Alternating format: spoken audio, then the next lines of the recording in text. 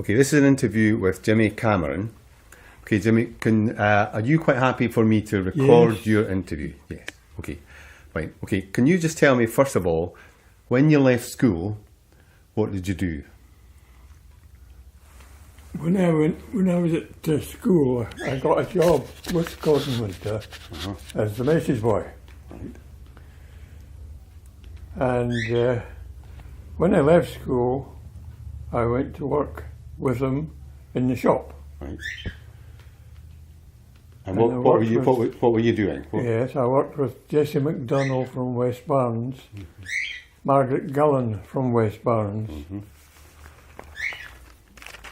and at a later stage, Rita Rennick from West Barnes all worked with me Right. in the shop. Eventually, the shop was put up for sale, and Jimmy Anderson took over. Okay. So if I take you back, when you started work with Gordon Winter, what were you doing in the shop? What did you have to learn? Sorry, Jim. No, go on. Well, I went there. I was just a message boy. Right. I used to deliver the order. The order would be phoned into the shop, made up, and I would deliver them Right. all over the place. And excuse me, during the war, one of the places I used to have to cycle to every Saturday morning was up to the house, the big house at Spot. All right. The farmer has it now. I can't remember his name. Laurie, John That's Laurie, right, I think, is it, or had it. Right. And on some Saturdays, I had to cycle up with merchandise 2 and 3 times on the bike up that big hill up past the filters. You know where the filters are. Right. And 2 or 3 times on a Saturday, every Saturday, I had to do that. Right. Goodness me. It was just one of the perks of having to do it, Jim. Aye. But you get used to doing it. Right. Okay. It was the house was filled with the Poles, the Polish army in there, Right. and that was quite interesting. So when Jimmy Anderson took over, Well, when Gordon Winter sold the shop, now wait a minute, let me get my facts right here. That would be 19. Oh no, Jim. Hold it. anyway, it doesn't. I don't need very accurate dates. I know you're in the RAF in 1950. 1950, 51, I did my national service. Right. I was stationed down in Cornwall, and I got my time came for time up Yeah. for doing my service.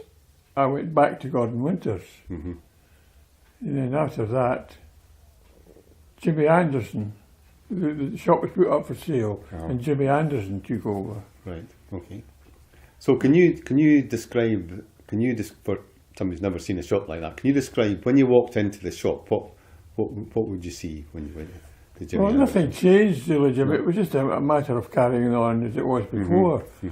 I mean, he had his own methods and ways of running things and doing things. So what would you see if you were a customer and you came in the door? Uh-huh. What would you see? I mean, was there a counter? Was there what? Well, as soon as you walked in, you know Umberto's. Well, that's the shop in question. Yes. Now, at that time, it was a small shop, as it is today, because Umberto had taken over the hairdressing business. Right. Or the hairdressing premises. Jimmy Lawrence, yeah.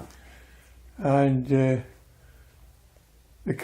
you came in the door, and the counter was a long counter from the front door, more or less, and we had a dividing curtain Right.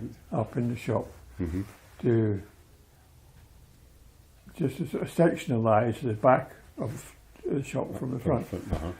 So, because all the merchandise was kept in the back, obviously. So was everything behind the counter? Yes. And so that was that. Right. And eventually, I was at work one day and he came in and he said to me, Jimmy, he says, I'm afraid we'll have to call it quits. So he said, I'll need to pay you off. Right. And I said, oh, well, fair enough. And that was, I think that was on the Tuesday. It was on a Tuesday. And I was paid up to the following Thursday. Right. And I went to golf one day, this is after I'd been paid off. I went to the golf course and I was playing about. When I came home, my mother says, George Lowe has been on the phone, he wants to see you. I said, what about it? I had no inclination, Jim, that it was for a job. Right. So I went to, he wants to, my mother said, he wants to see you at 9 o'clock tomorrow morning. Right. So I went up at 9 o'clock, he was there waiting on me. And he said to me, would you like a job? I said, doing what? He said, I want you to serve in the shop and take over the serving of the furniture. And I said, oh yeah, she said, I knew nothing about furniture. Because you've got to know about things sometimes, Jim, before you can sort of stick your neck out. Anyway, I took the chance and that was that. Right. But the shop in George Lowe's shop in these days was totally different to what it is today. Yes. Right. So what was so you were employed to serve the customers, and so what did the business actually? Can you just describe the business? I mean, there was the shop at the front. It was a grocery shop. You know, I mean, at that time the rationing was still in progress. Everybody had their coupon book, and when you went for certain items, you had to make sure you had your coupon book, because you wouldn't get it unless you had to mark it, you see, on the book, or take a snippet from the book. Right. But that was that, and of course eventually that passed, and George Lowe decided that he'd had enough. Of course he was doing the undertaking, he was doing the undertaking as well, and apart from that, he had a big joiner's business. Yes, right. As well. So we'll come on to that. So on the high street, the shop on the high street, when you started, when you went in the door, what did you? Was it? Well, you had a stretch of shop from you. I mean, the front had been changed a bit. At that time, you went in the front door, and then through another door to the top stair. Right. And that was as far as it went at that time. Right. But eventually, he went away to London on business, and he must have been thinking in London what to do with the premises.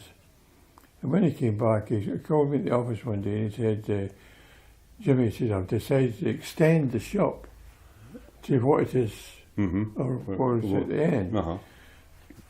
We could knock a great big wall down in the second flight of stairs and go down, and the back premises, where at that time the joiners used to use the premises for various jobs.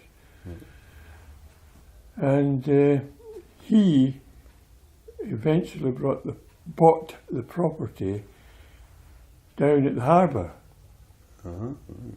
Now, I don't know if you remember Horsborough business. Well, they were on the corner. Is it Colton Street? You call it? Yes, that's right. And where the pub was, and that's closed now, I believe. Yes. But anyway, where the pub was, that building more or less was taken over with. He was storing furniture, and all the upholstery work that we used to do at that time was done in that shop. Right. So it was quite a big premises and quite a big business for the type of things that we were doing. Yes. Yeah. And he more or less left me to run the shop down in the high street. Right. That was And buying. So was it? So sorry, what was your job? That you were buying? Buying. You know, if we had a representative from the firm came to the shop, and I was busy at the time, he'd be asked to take a seat till I was finished with whatever I was doing, and we would converse and see if we wanted anything for the shops. stock-wise, and that was that. Right. Okay. And so you had. So it was, yeah. in a sense, it was quite a bit of responsibility Yeah. because he was giving me the sort of run of the mill. Mm-hmm. Buying Yes. was never any. Right. I mean, he came into the shop one day and he said to me, "Parker, I don't. Can you remember the firm Parker Knoll?" Yes. Yes. The removal firm. I think. I know the He was, furniture. aye. he was away somewhere. Right. When he came back, the Parker Knoll van was outside the shop, and I was unloading a suite with the driver of the van. And he said to me, "What's that? What do you put with that suite?" And I said, "I bought it." He says, "Did you get a price for it?" I says, "Yes."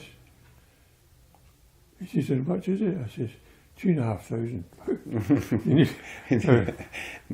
If you think about it, if I'm going back Aye. 50 years, Oh, it yes, was quite a lot of money. Aye. It's still a lot of money. Yes, it's still a lot of but money. at Aye. that time. Uh-huh. And I was packing it in the shop one day, and the man that bought it was a man called John Murray. He had the house right on just at the, the road comes down from where the picture house is. Oh, aye. There was a wee shop there, and Right. he had a flat above the shop. Uh-huh. Okay. Above the shop, yes. And he was passing the front door one day as I was unpacking it, and he was a great Rangers man. He had a lot of money in the Rangers. Right. He said to me, "Oh, I like the looks of that suite, Jimmy. Could you, how much is it?"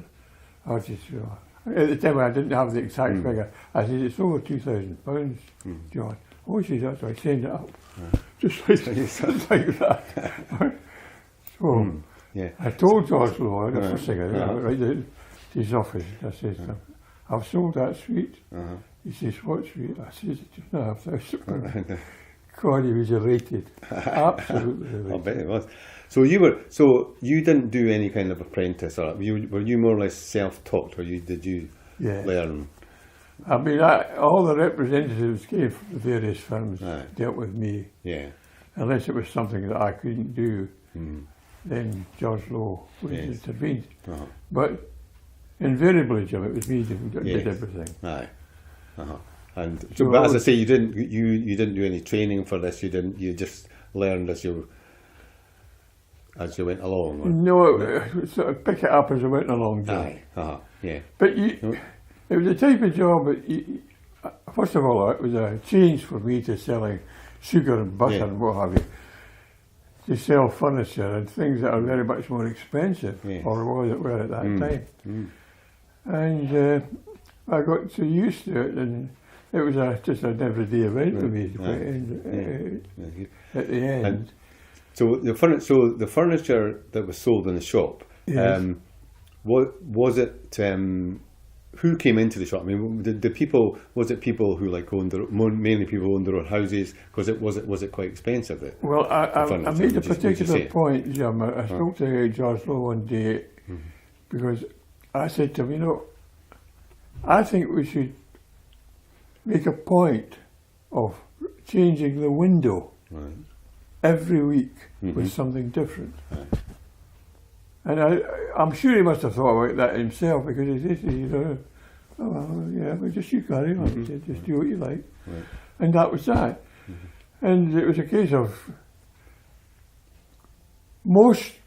I always did it on a Thursday, and most weekends I had people in looking Right. just to Yeah. see what I had changed Yeah. in the window, you know. Uh-huh. So can I just ask that? So George Lowe, that you started That's business, right, Lowe. right? And I what mean, sort of people what don't sort of business realise was that the property that he had stretched from the very front door of the shop today, Yes. as it is, right to the foot of the lane. Aye. All that premises was his at one time. Yes, because because I think it says on one of the adverts it says Church Street, and now maybe let's say Colvin Street that you were talking about before. So the joinery business, was that just was that just like horse boroughs? Was that Well, what did they do? As you recall, I did say to you when he went away to London, Right. he came back Right. one day and he said to me, "I've decided to extend the shop." right. And we had this big hole knocked into the back of the shop to allow you to go through and down and up the stair to his workshop. Right. That's where all the boys used to go and collect in the morning before they started doing whatever they had to do. But it was interesting in a sense, because I don't know if you remember Harry Martin. Can you remember Harry Martin? Harry Martin, great player, a great upholsterer he was. And there was a couple came down from Edinburgh. Walter Munro was his name, and he was an absolutely first-class upholsterer. Right. You couldn't get a better one. He was very, very good at his job. Yeah. So when you say upholsterer, what did that involve? Because I mean, I don't know if you get Upholstery upholsterer. is dealing with chairs. Right. You could be making chairs and recovering chairs and that sort of Right. thing. So did they actually make the furniture? No, The upholsterers? not- No. I mean, if you decided, see, you were sitting in the house one day and you looked at something that you were thinking looked a wee bit sort of tatty, Yeah. you'd come into the shop and you'd speak to me or whoever was on serving and say, look, I want a chair recovered. Right. Can you help me? Well, that was part of the job, and you did. You sort of guided them in a way, Jim. And Harry Martin would, or Walter Munro, they would measure it up and find out. You would order the upholstery cloth Right. from a firm in Glasgow. What was it called again? God, I can't remember. Isn't that terrible? Well, it might come back then. Anyway, the material, they had a sort of a return by phone service, in which case you could order it today and you'd have it tomorrow. Oh, right. Okay. And he, Walter, or Harry, as the case may be, would go ahead and strip it down to its frame, take out all the nails that were supposed to come out, and then recover it again. Right. And it was brand new after that. So it's a very skilled occupation. Very, very skilled. And also Harry Martin, who was an expert on loose covering suites. Now, you know what a loose cover is, Jim? It's like that Yeah. thing that the Welsh puts it. It would be covered to shape the Okay, chair right, or the settee, the case may be. And it was a very expensive thing to get done. Right. But it was beautifully done. And I mean, Harry was, you would never get a better upholsterer than him. He worked in one of the top places in Edinburgh at one time. In Glasgow, I should say, at one time. And he came through with the Glasgow overspill. Right. I don't know if you can remember Yes, that. yes. And there was an awful lot of people at that time came from Glasgow and got jobs in the bar. Right, And right. Harry got one in George Lowe's. Right. So that was quite an interesting Yes, thing. yes. You know. But that was quite a regular thing for people to get done, upholstery. Oh, absolutely, Yeah. and very expensive too, Jim, I might add. Right. It wasn't something you had to have a great deal. First of all, Harry would go out, look at the suite, get the customer to choose the material that he or she wanted, and then the material we ordered, it would come in, he would have to go to the house and spend near enough the whole day cutting the shapes for the various Right. the chairs and settees, Right. and the cushions, of course, Right. and the cushion covers. All these things had to be done. Right. So it was quite interesting to see how he went about it. Right. But the job was beautifully done. Yes. You know, when it was put in, when a suite was made up, we sometimes put one in the window just to show people what can be Yes. done. And people would come in and think they could buy that Think particular it- yeah. suite. Yes. He said, it's not for sale, it's not ours to sell. That's it. But it Right. was over in the piece, the amount of sales that we got through that, it was quite amazing at that time. Right. Jim. Yes. Yes. And of It's course, a people cool- don't do that now. They just buy new furniture. You know. Oh well, I mean, Yeah. when the old cover came off, invariably you'd find there was something you would need to do with the frame, new springs perhaps, and things like that. Right. But that was all stuff that we carried stock of, Jim. We would Right. carry stock of all these Right. things, more or less. Right. Stock and webbing to hold it in position. Okay. Yeah. So it's okay. So that's now the other thing it says it says George Lowe, house furnishers, upholsters, and cabinet makers. So what did that involve? When it says cabinet makers, what did that mean? Cabinet maker is a specialised job, Jim. See that grandmother clock there? Yeah. Well, somebody came in and said that there's something wrong with the frame. Right. They would either get a new plan of the frame or try and sort the old one. Right. But it was a sort of professional job because I mean to watch these top class. My wife's father, Willie Bowie, I don't know if you remember Willie Bowie. No. He worked with us, and he was so precise and careful. You wouldn't believe. I mean, it was. If I say this, I don't overreact, but it was impossible for him to make a mistake because he was so good at his job. That's the same. Tom Barry, John Cowan. Can you remember a girl called Ina Cuthbert? No, From probably Staden, her parents stayed in Dune Avenue. Aye. Well, Ina married John Cowan, Right. but they were marvellous tradesmen. Right. And did they make, when it says cabinet maker, did they make new furniture or did they No. just repair? No. They, If someone came in and decided that they wanted something made up from scratch, then they would do that, no bother. Right. With a plan, of course, obviously. Yes. But when you saw what they had, if you had occasion to see a finished article, you think it had just come from the factory. Yes, yes. I mean, it was so beautifully done. Right. And I mean, the way you get And furniture. did they have to, when they, let's say they repaired, like a sideboard, would they be replacing the wood, the insides, or would they, what would Well, they if be somebody doing? wanted a sideboard made, that would be a piece of cake because it's just the top, two sides and doors Right. for the cupboard. So that's a simple operation. Right. But if you got something like that clock, for yes. example, Okay. the work on the front Yes. facing there, they could do that as well. They could replace the front of, like say, the front of a clock or the front of a wardrobe or whatever, with all the design on it. And that's because that's quite complex. It's quite a complicated design. I don't think it's been wound up for years. No. But I'm saying the kind of when they were working, the cabinet makers, they could do very intricate. Aye. Mm. Absolutely. Yeah.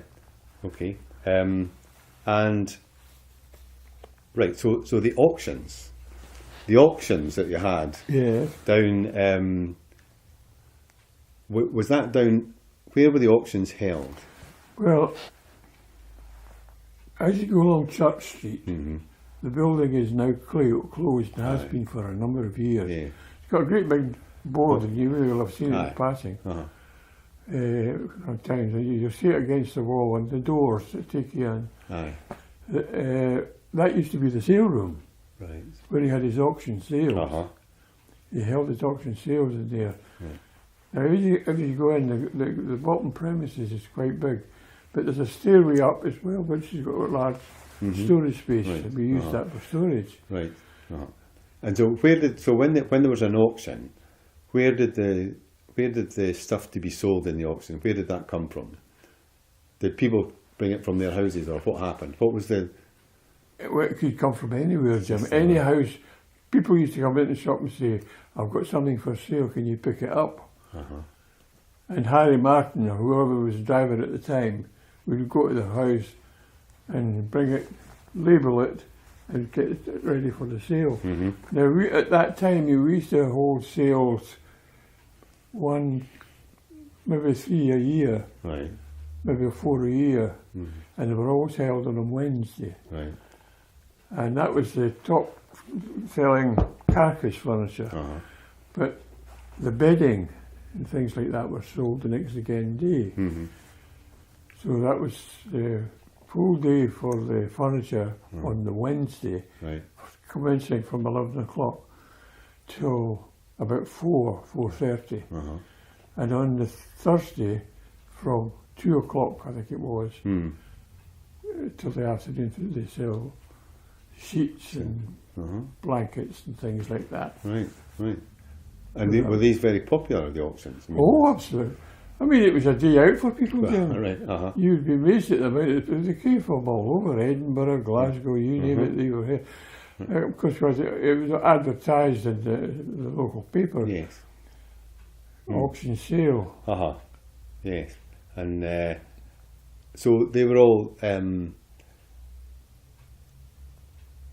so when you say sheets and blankets, were these new? They were all... Everything was second hand? Everything was second hand. Right. Oh. Anything that was... If we got anything to the shop that was damaged on delivery, Uh-huh. and he didn't want to get it, send it back to the factory, Right. he sometimes would put that in All at right. a reduced price. Uh-huh. Yes. I did that quite regularly, Uh-huh. quite honestly, Jim. Right. But no, it was an interesting job. Mm. And during the sale days, I was down in the office when people bought something and they wanted to pay it. Okay. They'd come to the office and pay it, and I'd give them the receipt, Right. and Right. they would pay it, and that would be that. Mm. That saved us from sending accounts out. Aye. Right. And who did the auctions? Who was the auctioneer? George Lowe. He was the Oh, aye. auctioneer. Uh-huh. He did the selling. Right. Right. And obviously, it was, Excuse me, so touching go you, on. but No. he didn't stand for any nonsense either, I might tell you. Uh-huh. Because if you go to an auction sale, I don't know if you've ever been to an auction sale, but if you go to an auction sale, you'll find that there's a quietness about the place, just in case somebody wants something, and the auctioneer can't hear what's going on. I mean, it's used. He would quote prices, and you'd look at the crowd, and of course they're putting their hands up left, right, and centre. And interestingly, we never had any problem that way because people were usually pretty well, very careful in the way they were carrying on. Because if you started to sort of misbehave out Right. the door, you wouldn't stand any nonsense. Right. Yeah. So the auction was all good quality stuff, would you say? Well, auction sales are something you're sort of taking a chance with, Jim. Right. I mean, if you went to an auction sale and you had absolutely no idea what to expect, and he started auctioneer starts to sell the goods on show, he'll start with a price and he'll rant on until somebody puts their hand up. That's it. Right. The only thing that's to happen after that is for you to go to the office and pay for it. Right. And make arrangements for getting it delivered. Okay. Because if you realise, somebody came in and bought a suite like this, for example, well, you couldn't expect them to take it away, so we had to deliver it. Yes. Okay. So Harry Martin would take the van, or whoever was driving the van at the time, and deliver it to the customer's house. Okay. And do you think did people from all over Dunbar come to the auctions? You could almost guarantee the people that would be there, Jim. Right. Uh-huh. So there were people like from, say, Lammermuir Crescent, from All over the Cedar Street, place. from where. And do you think this was a way in which people, working people, could get better quality stuff than they could afford to buy? Well, I actually watch what I'm saying here, because if you're buying a second-hand suite, for example, you don't know who, first of all, has had it in their home. Aye. We're selling it for someone. Yes. If anything happened to that suite while it's in your house after you buying it, that's your responsibility. Yes, if you'll come back. Yeah. But we never had many problems that way, Jim, quite honestly, because he was very, very careful with what he would take in, and the driver, who's ever driving the van to collect, because sometimes you have to collect stuff as well for the sale, he was in a position to say, "Oh, we will never sell that." No, right. and things like that. Yes. I mean, these fellows are So- so clued up to what they were Yes. doing. Yeah. Right. Uh-huh. You know, they've never made a mistake that way, I might tell you. Okay. Yeah. Very good. And this advert here, it says auction sale of household furniture and furnishings within 8 Gala Green, Dunbar, on Wednesday the 13th at 11 o'clock. This was 1950. So they did auctions within people's houses. But Now Okay. that advert is pretty genuine, Jim. aye, This was But not- I can't recall no, that no. Gala Green sale. Well, no, this was 1950, Jimmy. This is Ah. before you started. This is 4 but, years. I mean, Aye. The type of- concept of that is aye. that No, you maybe go they to didn't people's do house. it. Aye. That Uh-huh. never happened while I was Was in you? No, George right. Road, Uh-huh. going to a house sale. Aye. Right. It was all the stuff that we ever sold second hand Yes. was from the auction rooms in yes. Church Street. Right. Okay. Well, maybe gave that. And because I was going to ask you there's one that says a single bed, two oak single beds with comb springs. To what are comb springs? Do you know? A comb spring. Uh-huh. It's a sort of mesh geometry where the mattress sits on. That's right. That's the mess that the mattress sits Yes. on. Okay, because I've was giving talks like to the History Society about and the Women's Guild, etc. about this, and I asked them. I said, does anybody know what comb springs are? And nobody knew. You're the first person. No, you'd be right. No, I'd best be careful here no, because but I'll look at that. that to Aye. me Uh-huh. suggests it's a Yes. mesh spring. Yes, Yeah. yes. I could be wrong, mind. No, I don't. I don't think you will be. I think that's probably right. And okay, the other one. There's one from 1958. It says to removal from East Linton, and it's a bill that. So did they move people furniture from? This is a Mrs. Shrive, who moved from East Linton to 65 Lammermuir Crescent. And it says it's George. I haven't got it. I'll print out of it. But it was George Lowe, Yes. and it says to removal from East Linton £3.14. And so it looks as if the furniture has been moved from East Linton. Of course, I wasn't with him at that time, Jim. That was 1958. No, I wasn't. I was Ah. working in that time. Because you started in 1954, did you say? Is that, Let me go. Aye. Yes, I would be there. Aye, aye, Yes, uh-huh. certainly. no, it's just maybe. I'd never seen that before. There was just a removal of furniture from one house to another. Oh, we did that an abundance of that. Oh, did you? type of All thing. right. Uh huh. Oh, And- all over the place. I mean, we used to Uh-huh. remove from Haddington Uh huh. to anywhere. Right. In fact, I went into the shop one day and he said to me, bring a piece with you, Jimmy. He said, I want you to go to Glasgow with Alistair. Right. I said, to Glasgow? He said, I've got some furniture to go to collect in Glasgow Right. for reupholstery. Oh, okay. So we went over to Glasgow, Alistair and I, and collected it, and that was a job and a half, I might tell you. Right.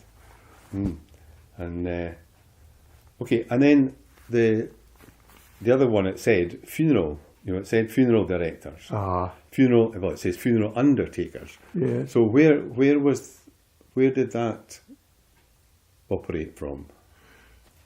That operated from the old workshop down in Church Street, Right.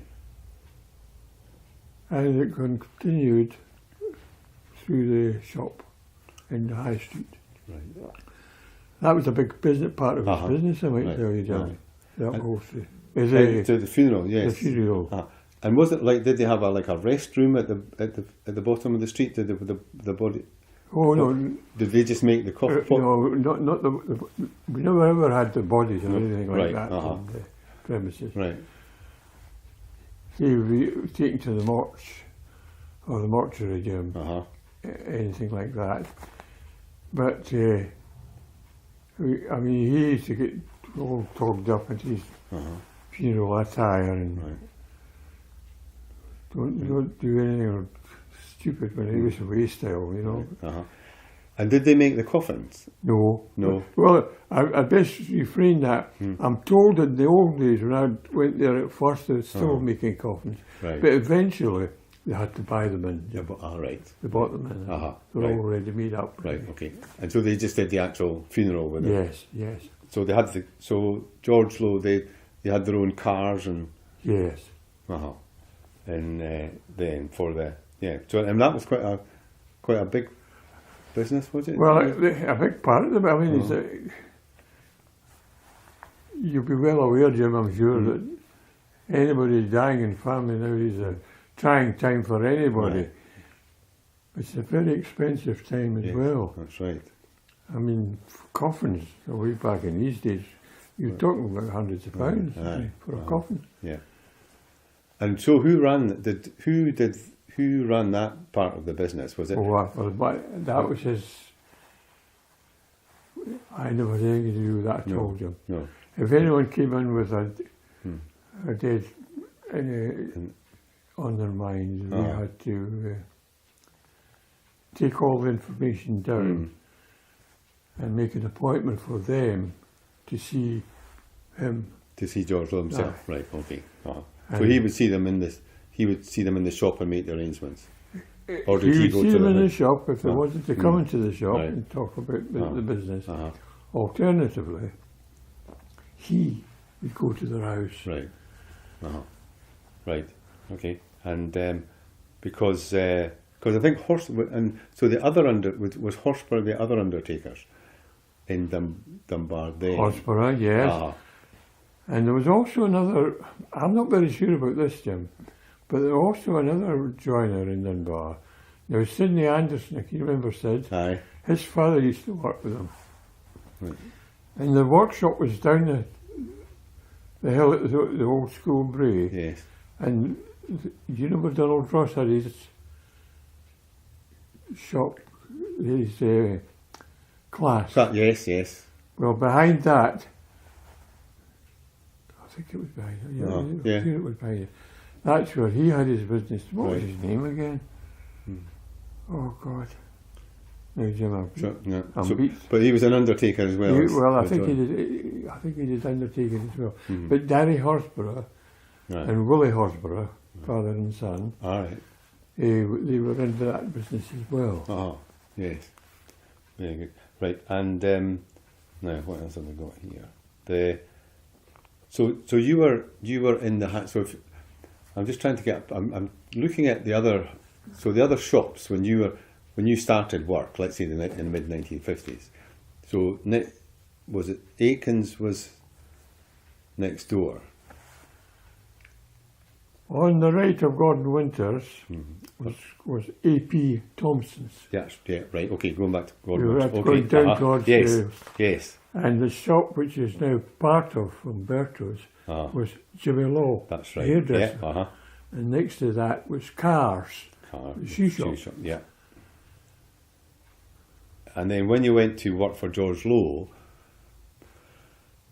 going up the high street, you would be your shop, and then I could start from the bottom and walk up, Jim, if you want. no, I mean, Anderson the grocer was the first shop I was in. yes, And then next to that was Jimmy Law. yeah, Next to that was Car, yeah, shoe shop. And next to that is the Billy Anderson, the watchmaker. uh-huh, Anderson the jeweler. Yes, and then yes. you had the co-op, you got the Co- bank of, what was the commercial bank, I think they called it. then back So that was the then co-op. we had- Was that the hardware shop with Jean at that time when you were, or was it because the main store moved the shops, the co-op. Was that the grocery or the hardware? Can you? No. The grocery Was it? was on the other side of the Aye. street. So the co-op was that the hardware shop where? The hardware shop Right, now is the printers. Aye. Yes. Right. And then you had the bank. The bank, I think it was called the commercial I think bank. it was. Yeah. And then you had Billy Jordan. It was Pettigrew's actually. Yeah, that's right. And then up the stone stair, past Pettigrew's, what's that? God, what was the owner of that? Cormac Cormac, had yes. that shop. Yep. And then you had Charlie Mackay's, the fish shop, which is now the bank. Aye. And then after that you had the newsagents, which is still a newsagents. Mm-hmm. And next to that there was a chemist called Phillips the Chemist. Oh. Phillips. And then that's as far as you could go then because you were right under the town clock. Yes. And then after that you had Lipton's, Mm-hmm. the Eagle, Yeah. George Hotel, Yeah. AP, no, Then there'd be you. you were after the George Hotel. Oh, no, Smith side. Tommy Smith. then A.T. George. Smith. Yeah. And then it was George Lowe's. Yeah. Eakin the Chemist. Uh-huh. Then there was the baker shop, which Uh-huh. is now Smith's, Yes. was called. what Was that Hurry's when you were? Was it? There was Hurry's at one. Harry's. Harry's, Yeah, uh-huh. well done. And then there was cars. No, it was Easy Foot. Easy Fit. Yeah. And then Daniel Smith's shop Yes. was two shops. It was a ladies and gents. And then you had Malcolm the grocer. Uh-huh. And there was a shoe shop after Malcolm's. I can't remember the name of the person that had that. And then you had Crunchy Carrot. Yes. And Barnett's. then the next building was the Was Bank that- of Scotland, I think. The country because that was Barnett's. Barnett's, that's That's it. right, Barnett ah. had it. Yeah. And then there was now do you remember there was a Carruthers cafe? Carruthers had it there for a while. Aye. There's a few people had that, I think. Yes. And then was it Ward's the paper shop? No, Well, or you was got that the, you had later on? the next building past was, which is now the estate agents. Aye. That was the bank at one time. Yes. And then you had Miss Main, had a wee cafe Right. next to the paper shop. Yeah. Now there's a new shop in place there, and I can't remember who had it. Aye. Oh, It was just recently opened. right. Yes. So Miss Main was Miss Main there before Carruthers? Oh, she was there Ah, when I was was- at school, Jim. Ah, right. So she was before Carruthers. Oh, absolutely. Aye. Because that's changed And hands a then you lot. had the chemist, which was Grant's, Yes. and then you had Lewis H. Allen. Yes. And then when you go past where the Lewis H. Allen shop is now, which is now the Co-op, Aye. as you know, Mm-hmm. you had the garage Aye. Starks. to the Stark's garage Ah, was there. Right. And then you had the cafe. There was a cafe called Yeah. the Bingo Cafe. That's right. I don't many folk would remember that. No, I've seen adverts. They had an advert in the Courier Uh-huh. for the Bingo Cafe, and there's Bingo one in Cafe. Haddington as well. Aye. And that was the last shop I recall, apart from at the very top of the street, which is now a sort of Chinese or Aye. Indian restaurant. Or, I don't know if it's Right. Chinese or Indian, pardon me. Right. But that was a Swedish shop. Right. And of course the other side was Hugh Ross. Aye. And was there somebody was a Miss Williamson that had a? Was there a Miss Williamson, yes. Miss Williamson had premises down from Hugh Ross's. Right. And I think they had, I could be wrong in this point, Jim, but I think there was two shops in one, Right. if you know what I mean. Uh-huh. There's a shop, And then, Williamson, there's a shop next door. right. Williamson. Yes. After that there was... And what did they do? What was the Williamson? Was that a clothes? Was that a clothes shop? Was that yes, it was for the younger generation at that time, Jim, okay. I think, Right. if I remember correctly. Aye. And then there was, just past these two shops, there was a What was he called again? Oh God. He used to do a lot of work in leather, Okay. this fellow. Uh-huh. Can't remember his name, Jim, I'm sorry. Right. Okay. Aye, that's fine. And yes, and then of course going on the other that side, you remember at the picture house, Uh-huh. those Shields, the shoe shop. Frank That's Shields. right, Frank Shields. Yes, because my Uncle Henry worked in there. That's Henry right, McGrath. you remember that. Aye, right. aye, right. There. Okay, right. I'm going to have to go just now. I'm just going to stop. That's really useful.